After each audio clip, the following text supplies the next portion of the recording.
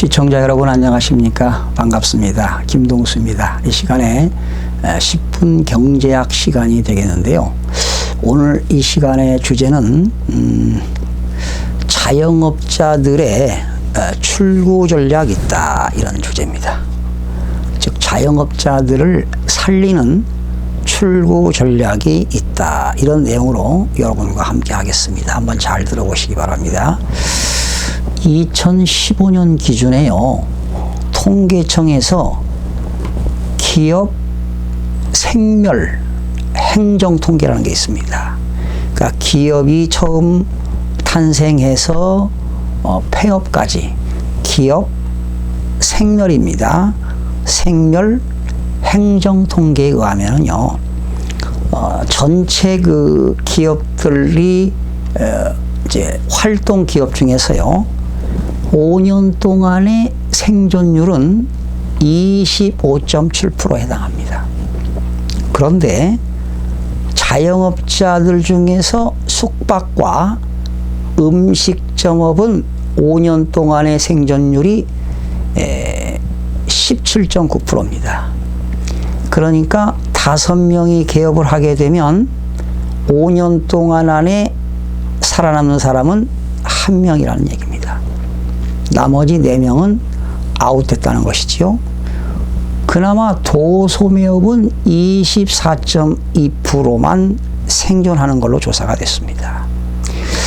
그런데 지금 경기 침체가 과속화되고 있지 않습니까?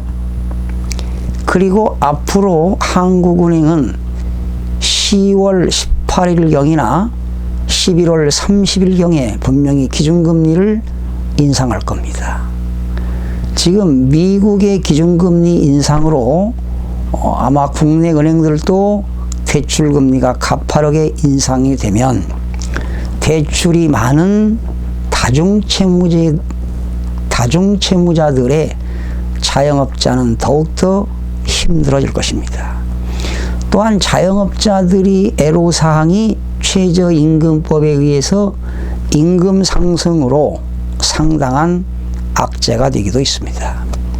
그래서 지금 자영업자들의 폐업이 줄도산입니다. 줄도산이 지금 현실화되고 있는 상황인데, 자, 여기서 두 가지를 제가 요약하겠습니다. 지금 정부 여당 쪽에서는요, 이제 상가건물 임대차 보호법을 현재 계약갱신 청구권이 5년입니다. 그러니까 임차인이 그 자영업자가 이제 4, 5년 동안, 몇 년 동안 열심히 해서 이제 장사가 잘 될 만하면 이제 계약 기간이 최종 5년까지 보장을 받으니까 이제 임대인이 임차인에게 나가라 하는 겁니다. 그러면 현행법에서는 임차인은 눈물을 머금고 건물을 비워줘야 합니다. 그래서 이제 장사가 될 만하니까 계약 기간이 너무 짧다는 것이죠. 계약갱신 요구권이 5년이니까 여당에서는 10년으로 올리겠다는 겁니다. 저도 찬성하는 사람이 하나입니다. 계약갱신 요구권, 청구권을 10년으로 연장하면 임차인은 한 곳에서 10년 동안 무사하게 영업을 할 수 있다는 겁니다. 또한 뭐 임대인은 임차인에게 5% 이상 임차료, 집세를 올릴 수 없죠. 그러니까 상생하는 거예요. 자, 그런데 지금 발표했듯이 5년 동안의 생존율이 20%도 안 된단 말이죠. 특히 음식점 같은 경우는 17.9%니까 나머지 4명은 5년 안에 폐업한다는 거 아니에요. 그런데 상가건물 임대차 보호법에서는 계약 기간이 1년입니다. 그런데 이제 임대인과 임차인 간에 뭐 1, 2년 계약할 수 있어요. 2년도 할 수 있습니다. 그건 쌍방 간의 계약이니까요. 그런데 그러면 좋아요. 임차인하고 임대인이 2년간 계약을 했습니다. 또는 1년간 계약을 했습니다. 그리고 개업을 했어요. 그런데 만약에 6개월 만에 본의 아니게 장사가 안 돼서 여러 가지 여건이 맞질 않아서 폐업을 하게 됐다. 문을 닫게 되었다면 나머지 임대차 기간 남은 것은 영업행위를 하지 않더라도 당연히 임차인은 임대인에게 집세를 줘야 합니다. 당연히 집세를 못 주면 당연히 이제 보증금, 임차 보증금에서 계약 기간이 만료되면 이제 공제하고 돌려받겠죠, 보증금을. 그런데 이번 야당에서 그 자유한국당의 김연아 의원이 이런 걸 발의했습니다. 지난 8월 31일이죠. 상가건물 임대차 보호법에서 좀 임차인을 보호해야 되겠다. 만약에 계약 기간이 2년을 했는데 1년 하다가 상권이 망가져가지고 불가피하게 폐업을 하게 됐습니다. 당연히 장사가 안 되기 때문에. 그렇게 되면 임대차 계약 기간 1년 남은 거를 집세를 다 물어야 됩니다. 누가? 계약 기간에 있으니까 임차인이 물어야 돼요. 자, 영업도 안 돼서 망했어요. 폐업했어요. 그런데 폐업하고 나서도 계약 기간이 있기 때문에 그 1년분 집세를 줘야 된다는 겁니다. 그러면 임차인들은 얼마나 억울하겠습니까? 임대인도 역시 집세를 못 받으니까 힘들겠죠. 그러나 임차인이 폐업일로부터 3개월 동안 임대인에게 집세를 지급하면, 그러니까 폐업하면서 임차인이 계약을 해지할 수 있는 것을 신설한 겁니다. 예. 자, 나 지금 폐업을 했으니 영업행위를 할 수 없다. 그러니 제가 3개월, 지금부터 이제 계약을 해지를 하겠다. 영업을 할 수 없으니까. 그 대신에 계약 그 해지, 그 임차인이 임대인에게 계약 해지를 통고하고 폐업을 했습니다. 또 폐업하고 통고를 했어요.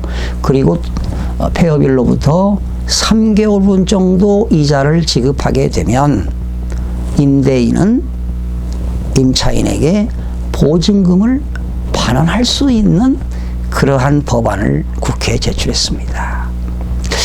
그래서 여당은 계약갱신 청구권을 10년으로 연장하자는 법안, 또 야당에서는 아니다, 임차인들이 장사만 잘하는 영업행위 하는 사람들만 보호할 것이 아니라 장사가 안 되는 임차인도 좀 보호하자.